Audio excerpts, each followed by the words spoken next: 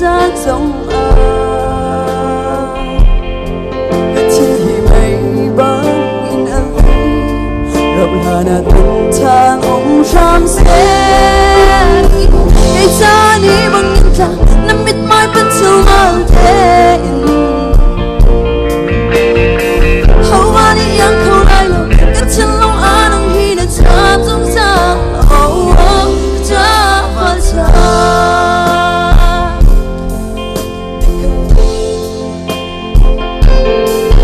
đi khát khát đã kín gần than nát đi zoom chiều xí nắng lấy kê cắt kê anh thân đâu đâu ra tu yan hơn thế lo cần đi đôi ta tu là sẽ cần đi đôi ta tu bé chưa sẽ cái cha đi bằng những thằng nằm mít mai vẫn chưa mang thế hầu qua đi ăn khâu lại rồi đất chân lòng anh đang hi đã chạm trong xa cha và cha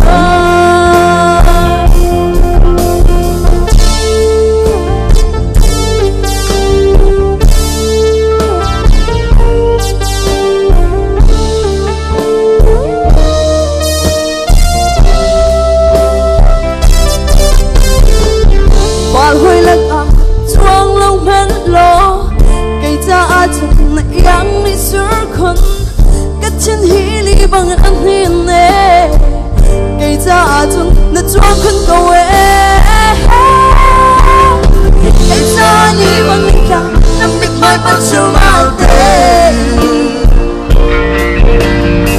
hầu ba đi ăn không ai đâu cách chân lòng anh đi xa không xa cha và cha cái cha đi bằng những thằng nằm mít mai bắt chưa mang tên hầu hoa đi ăn khâu lại lo cách chân lòng anh đang hi đã chạm trong xa cha và cha cách chân lòng nếp khâu tu vỡ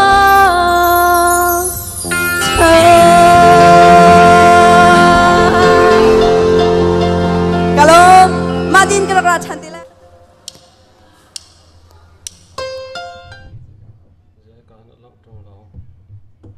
Langsung matu ha.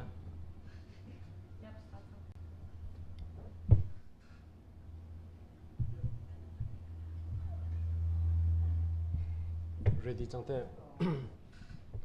Tha sia chun tu jan leya live talk show tua ding chan kan ban thok pa chang halai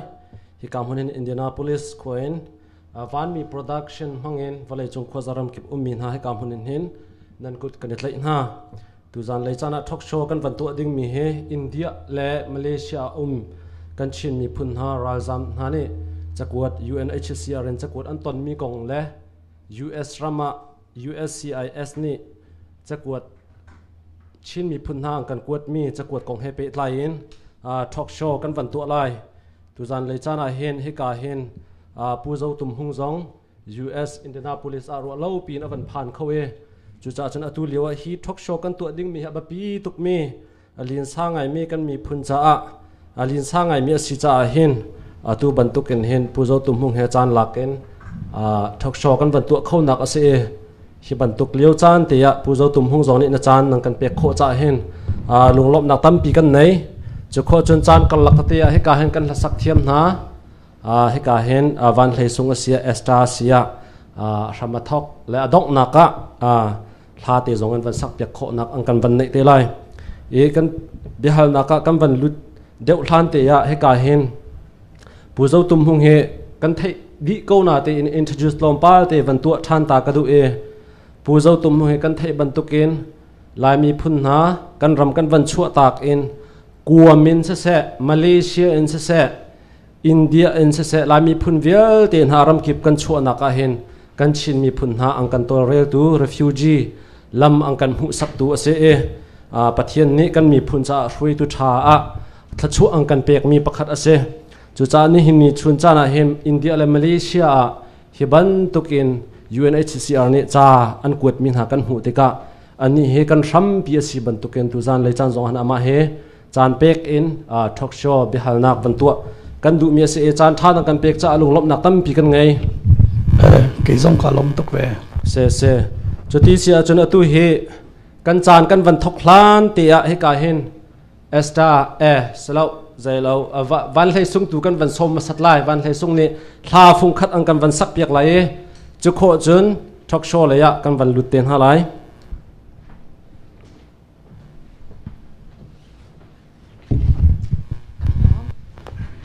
he ben to class starting in chan tha chan sungin ang kapek cha ka lom tok zaida akan fial timi ka salai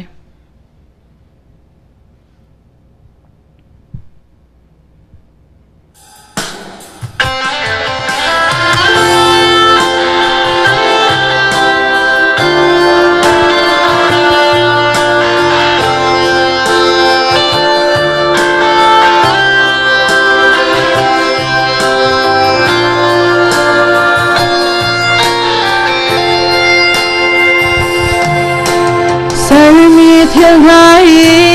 dễ hẹn si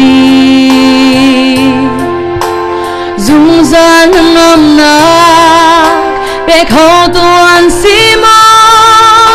ni tin cần nun nạc ahin du dim nạc long mo cần cồn bồi bớt sa rian sung tiệc tuan vô cần ngày về dây đó cần phía Zoom tu nang leke mi bia de common so nak lo dai thang din kan su shim lo chan tha liao a hin tuan zao si lo kan si ning a di lagi boy pani an pek mi phim chiang nak le room no na til di konak nahi asun par nak za si nangam day nak le rom nak laksong at zao mi ni tun asun par tahi kan le bangan bigasi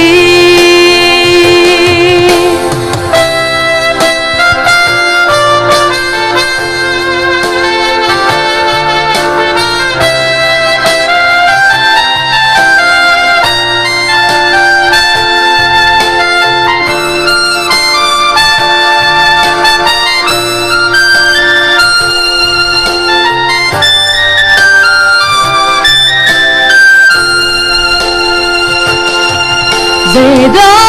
akan fia Zoom tu nang leke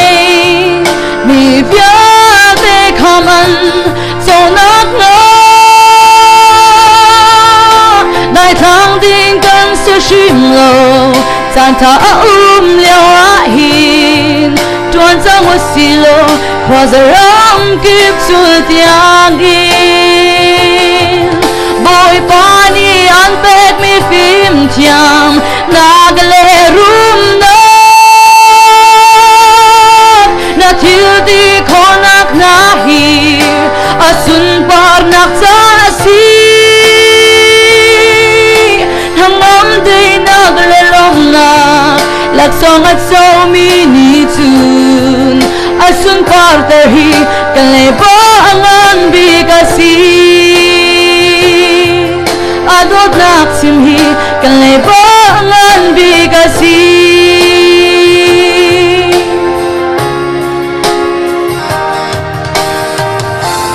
Kalom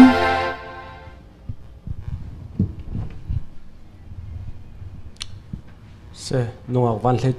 hle sung chunga lunglom nak tam pi kan ngai hlanang kan sak piak mi ram hla tha to khring thran asia chun bihal naka kan van luchol ko la e bihal na kan van lu te ka hin bihal na appoint chung te kan van lu deuh hlan te ya atu bantuken Malaysia le India he bantuken UNHCR ni kan chin Miphun ha chan kuat ha te ka hin ramle Miphun ado tu refugee le ya ang kan tlang tlak tu pakhat na si bantuken hi chan kuat min han mu te ka han zaitin da na mu ning na ru ning la na khan sa na feeling ning te kha a pakhat nak bika wang kan chim ta lo ti mi te kha kan bandu ko atu bantu gen van mi productions ti in talk show nan tu mi he tampi kalom kan mi phun cha thanem nak achwa pi lai ti zong ka zum vei ka from afak pa in du sa diun ka chim lai mu chon world cup a hen ka zo ngai lai ka tak mi Brazil kan so ki katha chia pa tu he si cái Malaysia UNHCR zonga kum thong hi le kum li kum thong hi le kum nga kum khale cheu reng lo ka tuan man hu zonga chon Malaysia le khen voili voi nga ka kal New Delhi zong ka kal he sinain kha tu hi Malaysia ka kal lo na hi kum zai ma za chang New Delhi zong mo an thong pang he cái thấy khẩu tục society halo ama belte atu bantuk in UNHCR ne cha an quat min ha thong pang ka thấy chon Malaysia zonga chin community ball hun khatte ya ani fun na e UNHCR zong ma ya du lo nak na kan lang ter atu ni Delhi zonga thajam nang na kan tu anek ti bantuk ka thấy ti ka khan kalong thalo ngai kalong anom lo ngai an cha thla ka cham piak na chona tu Malaysia zong nei khen nara kan tlong lai ti an ka som chu cha chan dam te uma chon Malaysia zong kal katim se a tha tuk thring than Malaysia le zong ni chu ban tuk in an lung re theina konga ane som mi chu a tha tuk thring than ti mi khawan chim ka du e he ka a hen bi hal nak chunga van lut ko si lo he ka han kan hu ban tukin UNHCR ni hen India he Malaysia he mi kan chin mi phun na kha ka han chan kuat na tika nan ram le nan kir khau chang ti si tika hen chin mi phun ram thum na ka phan chang mi kan si zonga kan lung re thei pi chiu na i zai ruanga da hi a big in hi cha he an kuat na ti mi he a reason a sor tak tak he nang kan chim khau ha ma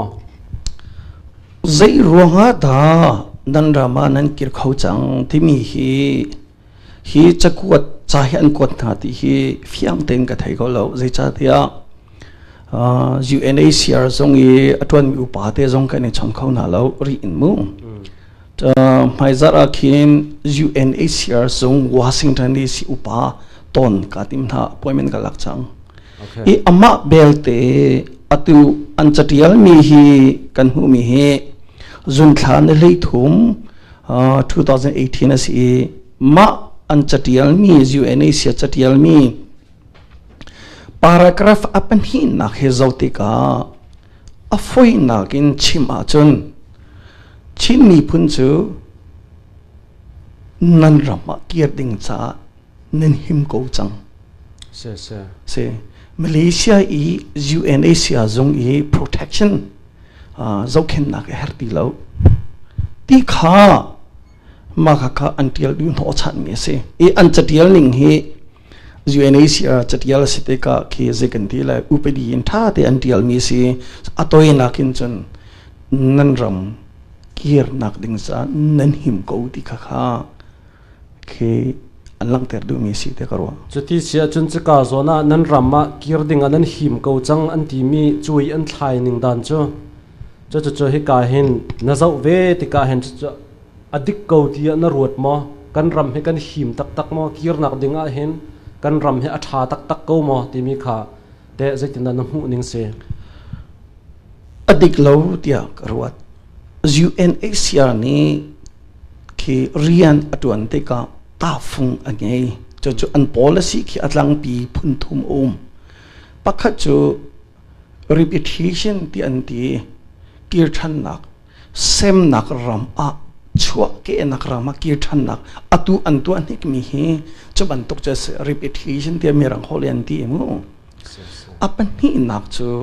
local integration an ti chu zai de si di chu ram hi nak an va phak na kha tha de ter ding ti se chun resettlement ti mi ki che khade tat country resettlement an ti reputation an rama an sem nak rama kir angalo asilo a aram hinak angalo nuwa ram thum nakal terase e atu e UNHCR ni policy aman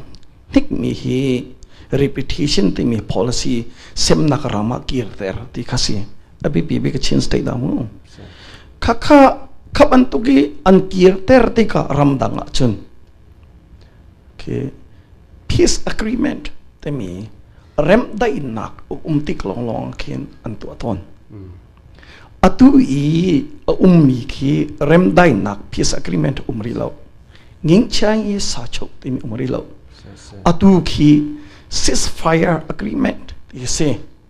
api kha ya say sa chok chu ka dai nak long long umri ikapri la usi ka dai nak long si ka dai nak long long sari ikap ti ri la usi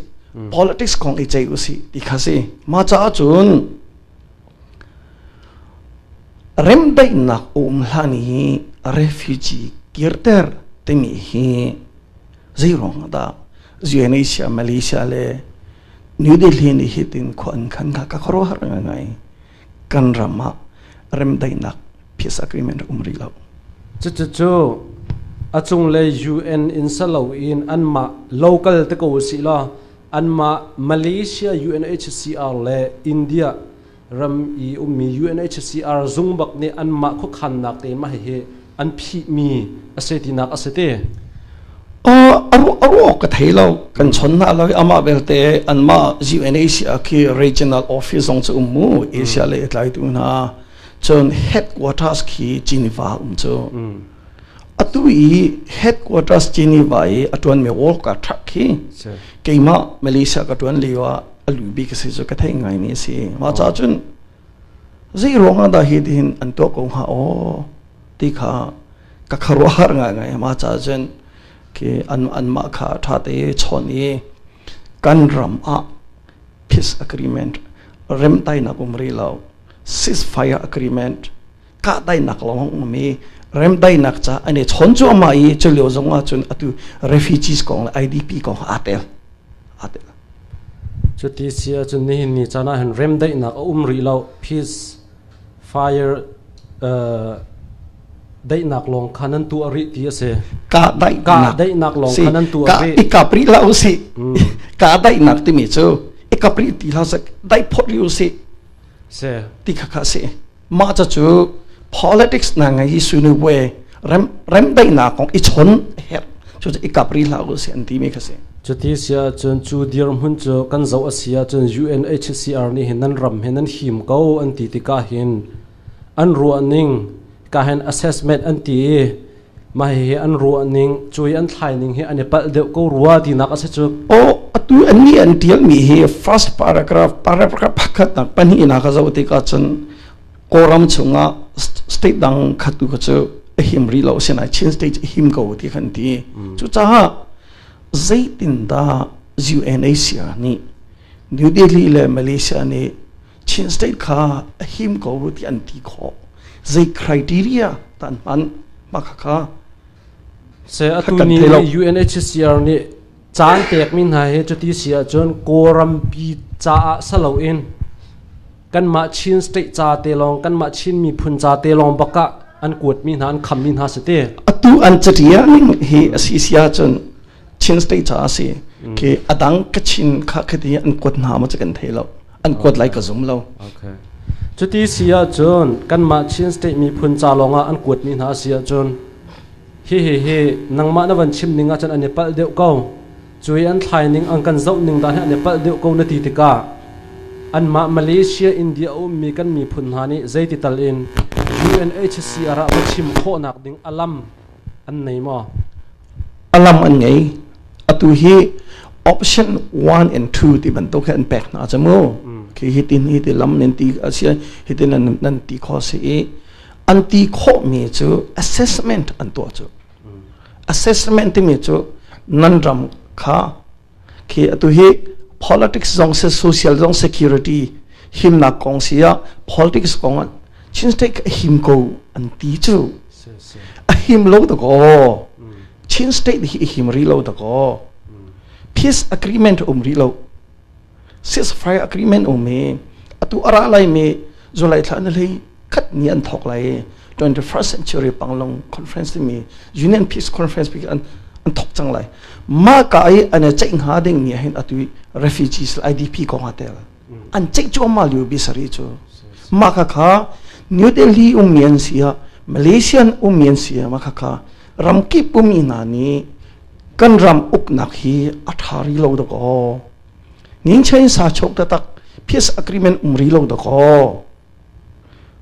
NLD a chawza an kai chang thi kan ram athari lo ho ni na uk 2008 constitution rem sari lo chamu 2008 constitution ning sia chun rakap ni ko okri ko chu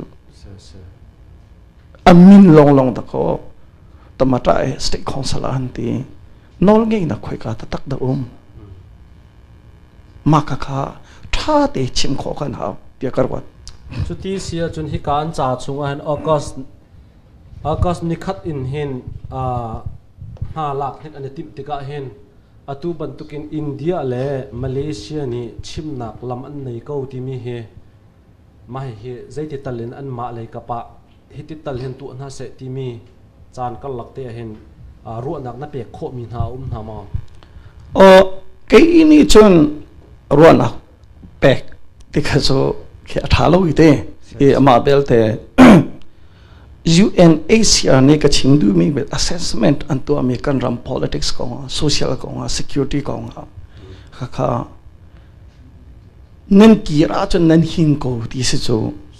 makha ta ko an ma and findings an hu mi chasi chamu makha ka asidio lo ko ti ka chim chok cho hau adang e option 1 and 2 ko chavu muri se assessment nan to mi hi amhan lo ko peace tatak umri lo ko kanram hi democracy khoina umri lo ko federal ukna ka siri lo ko ti kha okay lai tlanga mai thala puak lo cha ram atai ti ding salo peace agreement lo sia chan thajing kip tu mai thal cha puak than ko chu ram dam asiton mi se chuti sia chun hi kong he pe line hin Malay le India mi cha hin bia chim kho ding alam ri ko tina ase chute me policy ti mi chu ipal kho se rem kho se chap kho se khen kho se ko atu nai na ban chim na ka khan Malaysia le in khan ang ka ban som na ti e zai ban tuk ni rian tuan tu ni da an som zai ti ka da na kal lai ti mi te kha nang kan ban chim kho ha ma fiang te zai te ka kal lai ti he ka chim kho ri lo ama belte atu US achauza tu chu ke ma pum pakin chon chu ka tim maizar UNHCR zong chu ke ma pum pakin kan thenghal mi na an si cha khin thila sining kha makha ka vunhal na hi zaitinda malak ning selai ti kha US achauza si zonga tu UNHCR e Washington DC zong pi chu ma an ma khi cái hi chọn tuần hạ lại hai giáp chúng cái tuần chọn hạ lại sẽ mà tích ngủ tuổi khi bé phiền để ơi cần thấy có là ama bel thế atui an chatial ning UNHCR an chatial ning assessment kan tu anti analysis kan tu anti makaka analysis an tu mi achoi an thlaining thila sening an vam ning bel te hi so an pat tia karuat se longma nakal lai khatu ko chu a fiang ri la pulia nok zong kha kan hei som ve ti an ka ti kan kal nak ding kong tu kho chu a fiang ri lo ama belte ve tu han chon Washington DC han chon hoil kom he kan se te lai Malaysia long man kal lai India lai te nang kal khalai ma a singai te ma zong chu ro kan thei ri lo kal ve ka chon ve Malaysia zong chu kal chon New Delhi kal lo zong chu thil tha se ko ni se ko se atu tan na hin bia pakhat van hal kan du mi cha tu ban tukin thil achang mi he tu lewa US president jo Trump ase Trump administration he pe IP lai ti na rut mai hi thil achang mi he Trump akai ruanga hi thil he achang mi ase khomen tia na ru chi mi elma hi atu kati ban to khan an chatial mi long so kan rel kho mi ja si mo hi an paragraph pan hi na ge analysis chin stay the analysis kan to an the politics na security na social na mo hi kan to mi chunga hin nan ramanan kira chanan hin ko UNHCR protection kha hum pin na her di lo ti an ti mi tuak tan tek achon an ma UNHCR bichana si do in ka hu President Trump administration he chatlum bi chu pe tai na lem lo ti ro pe tai lai ti ka zum lo chakot ko nga chun ama belte mu President Donald Trump akain hu a Malaysia le India a refugee alak mi chu ki tom tok chang se inka bi tok chang khati zon sa atom tok te ka vei ta chun naga khin President Trump ne President Bush akan lak leo ning ban to President Obama lak ning ban alak ko sia khan chun kalak lai tin ha sel chu atu ban to ge UNHCR andro nak zong hi atheng kho mi thil se ko se e ama belte nihin ni tiang dir hun zauti ka President Trump achauza chana hian Malaysia le New Delhi tlom tok alak ka zekati lai thil cho ke afoi lo ngai e na ka haldu mi cho ka thailo ama belte hi cho UNHCR analysis asite ka President Trump he chon ape tai lem lo ti ape tai tok lai chu ka zum lo chuti sia chun kan lom chan kal laka hi ka hin esta kha hlasa ding in kan van som ta lai e chu kho chun bedang le kan van lut than te lai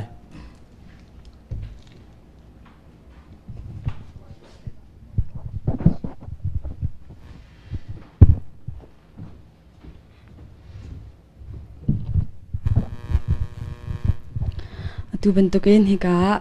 Talkshow la sak nak chan thak ngai vi cha khalo atu sa khading mi chu tang tu si salai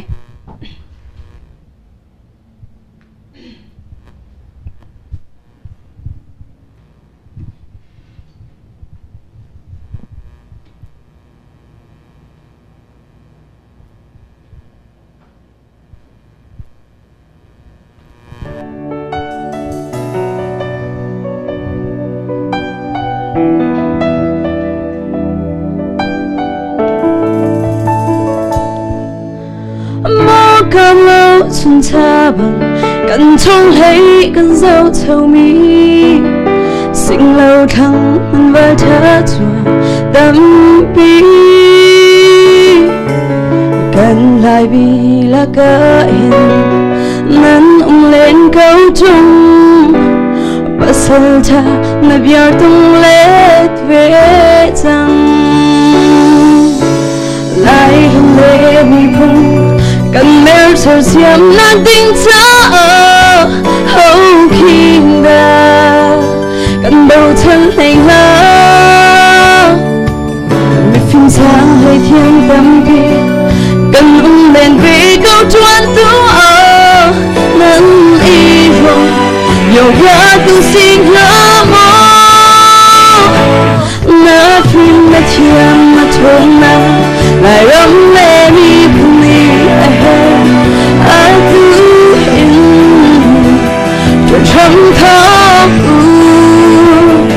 phép thương có cho xoan bằng thân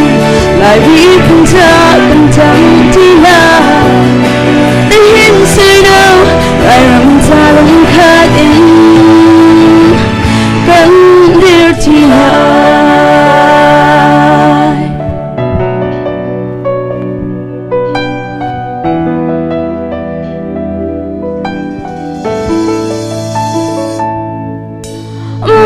cần chú phi đi bằng cần trông thấy cần dâu thâu mi mi khơi rem sai xin mê lệ tâm bi cần lại mi là cả hình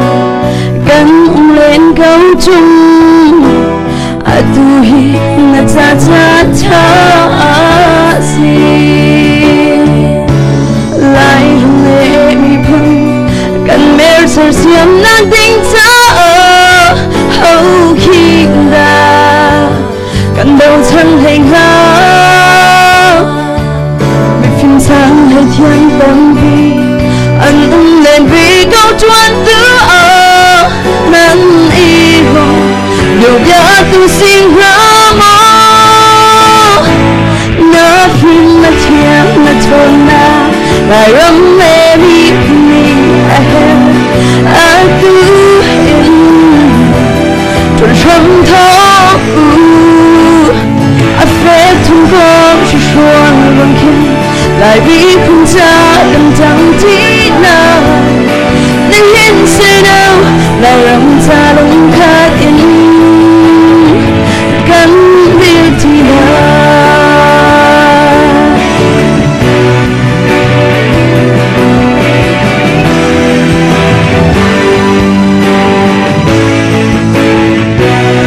đã phim nó thiam nó thơm na lại râm lệ mi phun a tu in trọn trầm thọ a phép thung gom chỉ xuân bằng khen lại bị không cha cần chẳng tí nào nên hiện sẽ đâu lại râm cha lông khát in gắn đi thì nào nên hiện sẽ đâu lại râm cha lông khát in gắn đi thì nào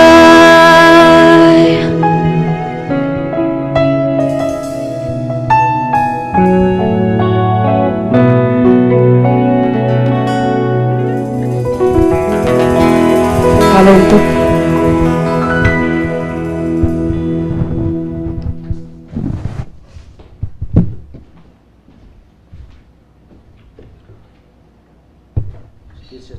kan lom tuk khring khan hi ka hen lunglom na tampi kan ngai lili par grocery ni he ka hen esta khalak song lompal te pek an vandu e ka hen amhaya han bang kan chu piak taw lo he ka hen lili par grocery kha amha le avan chuak le ka hen lak song bang kan pek piak ta lo tia kan van som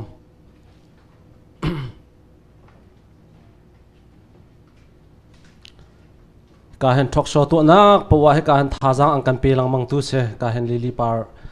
grocery he an chunga longlop nak tampi kan ngai estam hai le avan chuak vela tu kha nuak van tin sunglam tu van hlei sung kha cho tu zan le program anai cha khan ang kan ban chu tak thane kha se kha kan lom tu khring khan se nam pan hi chunga longlop nak tampi kan ngai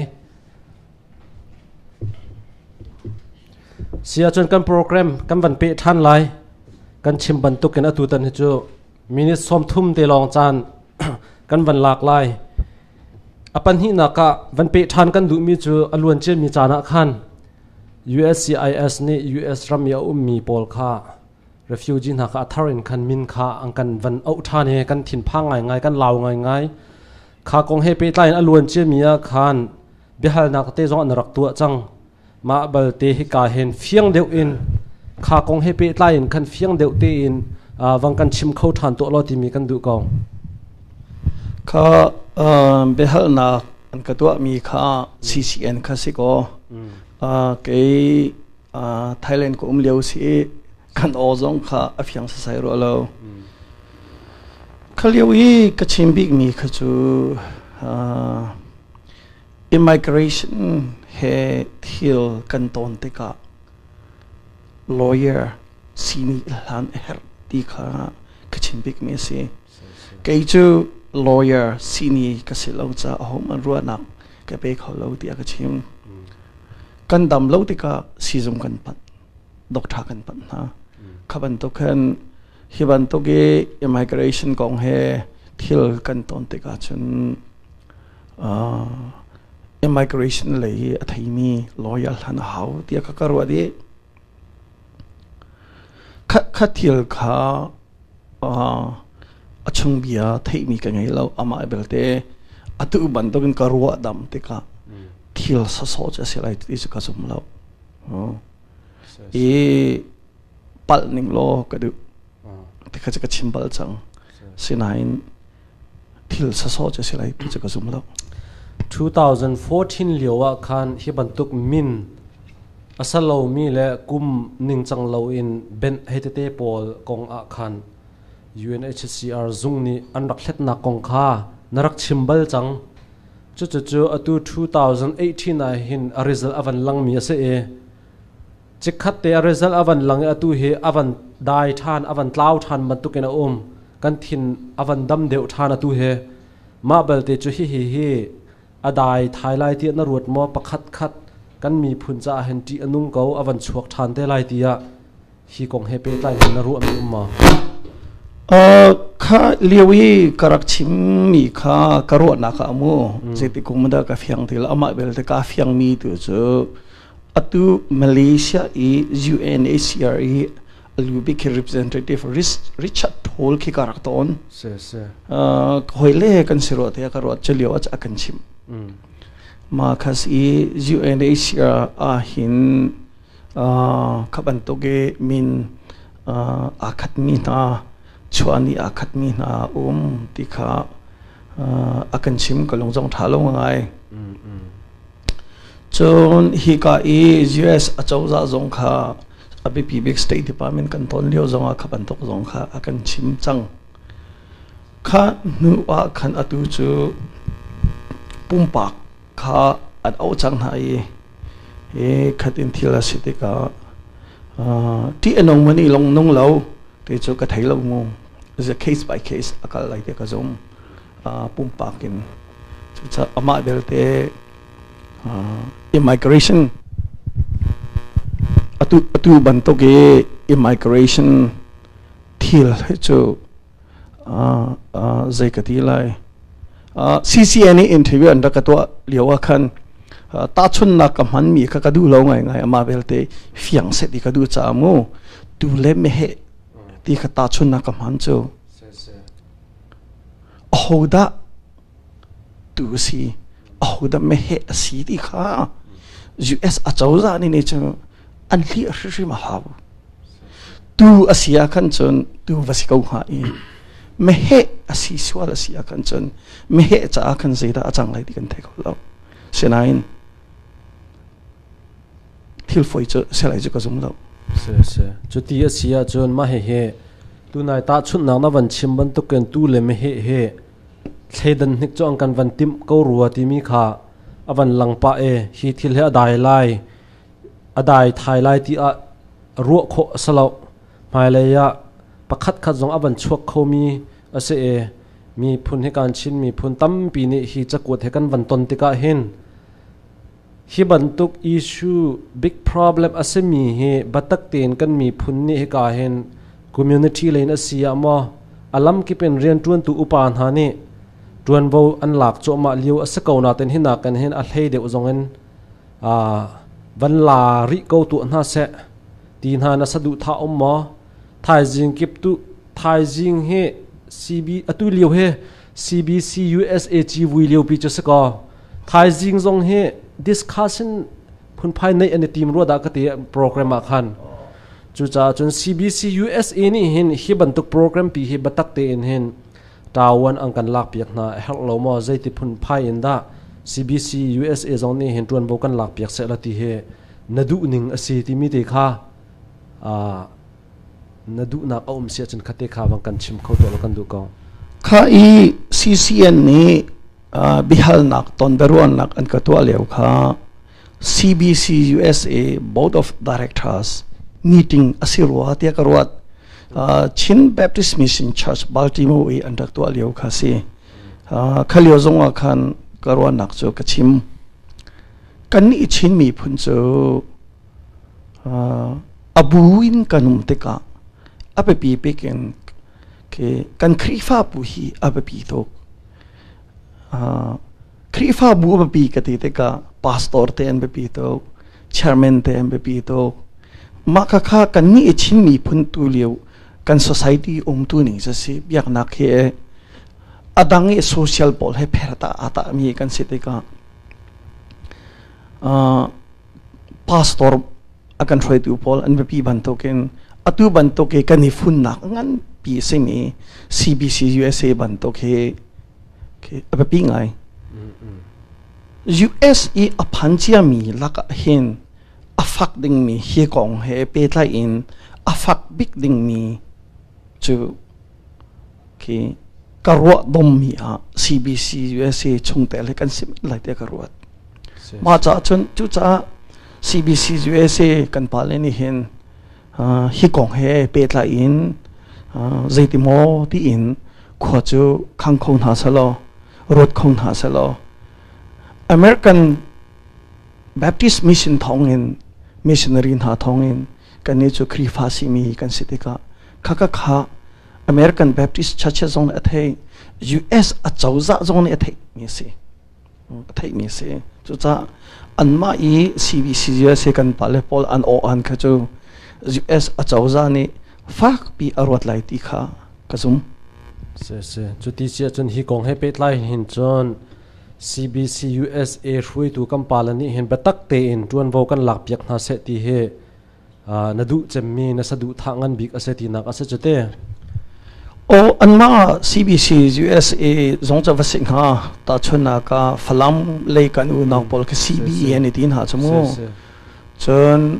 tidim kan u na le na hi chu bantok chan nge mo cha ka theilo se khap antok na khan zeitim ho ti hin 20 kho nak chu sala chu athanga hai ta chun naka atu zekati la US achauza amu Washington DC atu State Department Asia chun her Asia chun White House ti anga khin ani chu kan ton tha line ti sia chun khwa chun ruat lai ti ka zum chu chu cha chun khaban tok tiang khi kai chu rot không tha se lo ti jo ka du ngai se kampala zong ne ang kan ru piak te hrim ko lai ti mi kha azum da ka ngai chuti sia chon USCIS le Cakuat na khepe line khavial khavan se la adong nak lai te a pakhat van in hal chap ko ning la hal zong kai thachet pa na te in atu Mali le India kan Miphun ha Ralzam na kong hepe line hi bantuk Cakuat an ton te ka hin akir thai ding na zong khe vase sual na se lo zaitin da an dir hun na hin an kir ding an sia Malaya India an tan ding asia kan Miphun he zaitin da kan tol rel kan thudira athan ha ti mi te he na ru anak a se chun chute cha toy te in man kan share khau ta la kan du ka LBC Live Baptist Church rankon ne an chwa mi mu ko wa khin hi bantok ko he voi khachu gatial bal e tu hi ka he copy khe pu thasui Sinah khin tian ti e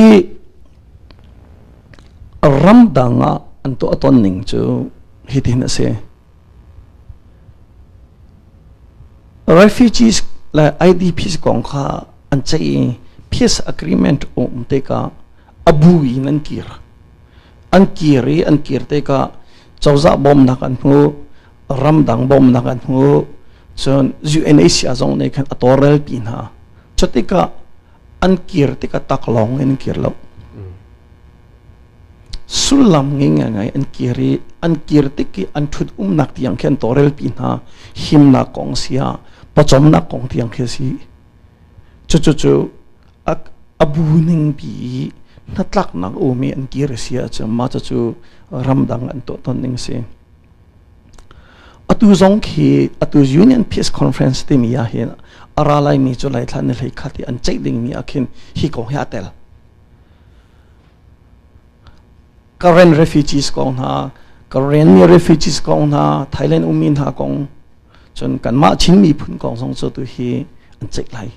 he khaban tu gi Union Peace Conference pi ni natlak nak atwa e man hui an kir asisia khanchun kha koram chawza jong na thei pi mi salai state government zong na thei pi mi salai ramdang dang zong na thei pi mi sitika khan kirning changkha makha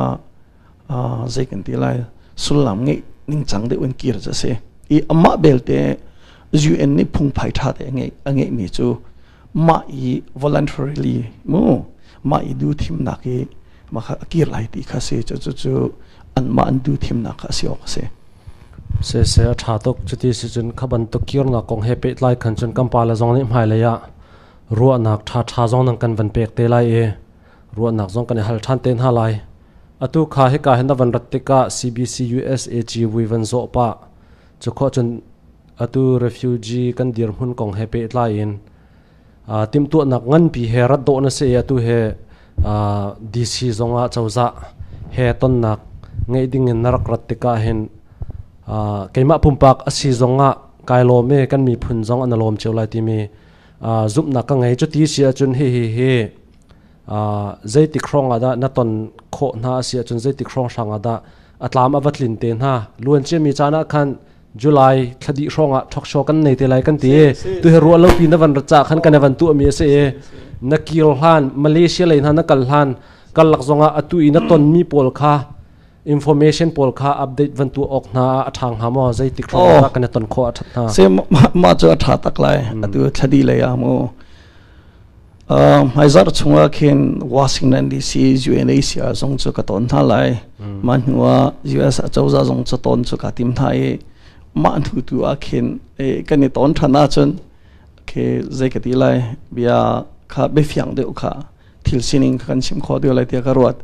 atu chuna thei ban to ken hi chanha chung long kan ro ami se so da tu ta ne CBC US chief zo ka ra lo he ni hin zong he jing le zong kha World Cup ka zo imo se zan le zong ka World Cup ka zo I kema zo lai tha hi chu vacation na kha karakra mi kha si ma belte atu ban to ken GV tika khan hi ka he karakra pa mi cha se tu thongpang UNHCR kong na hitin kan the te ka chun Washington DC UNHCR le US chawza zong chu zete lam ha mo bia chu an cha che mi chu si hi let ti mi chu thil foi chu si lai lo ma belte lam na ha mo ti kha he tap kha si an ma US chawza na ka ni chon chon UNHCR zong ka ni chon di wa khin chu I tong kho tha no sile chu atha tak lai se atha tuk hring ran chu ti sia chun hi vial he tu zan le chun kan beru nak van sari ko se la atu ban tukin na chan tha tak tak nang kan pek cha hin kanalom atu I 19 mi vial te zong he na tlam thling tham ko se pathian ni chu hlana an man e kan mi phun cha an man ban tukin hen atu ban tuk zonga asa khoti lai lo ti kan ru mi chung zonga hen pathian ni atha ti sia chan nangma pumpak chung zonga mangin pathian ni lam angkan on piak kho than mi zonga sa kawe 19 mi chung tua hen a pathian ni tlam thlin nak hlo thlin nak in pe ko se ti mi kha he ka lei hin kan thachap nak ase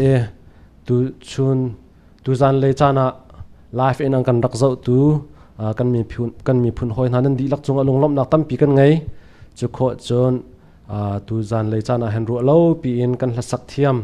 ka han van hlei sung le esta dot chin sung ni ang kan tel pi khoi kan alom tak tak pathian ni mai le ya hang chin ko na se ti mi zong kha he ka mun in hen van chim kan du e chu vial chu tu zan lai kan Talkshow van sari ko se la kampal te mu okay kha kalom tu ban to gen chan nan ka phe ke nani man lo bua kalom tatak in nol ka du mi tu chu second paragraph UNHCR an chatial zun thlan li thum an chatial ning asisi han chun chin state I political social le security kha analysis kan tua anti mi tu chu ani pal ma tu khu tu kan le chang ban to kan mo nol ka du hi tu chu ani pal ma kha rem how ti tu kha nol ka du chon Malaysia sia New Delhi sia kan chin Miphun atu ban to gen nan lo re thai hi ka jong ka lo re thai ngai ve tha kan champiak na tampi ka long se kanalom